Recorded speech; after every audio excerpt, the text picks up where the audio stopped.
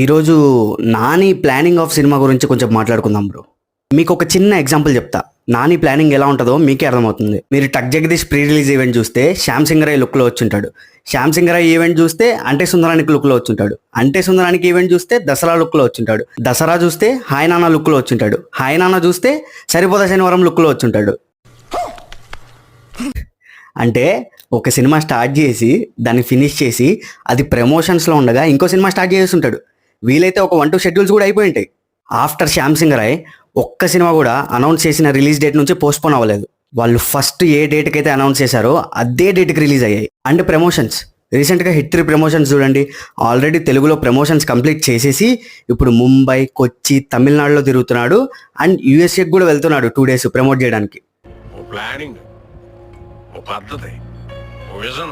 ఈయనకి సినిమా మీద ఉన్న ప్యాషన్కి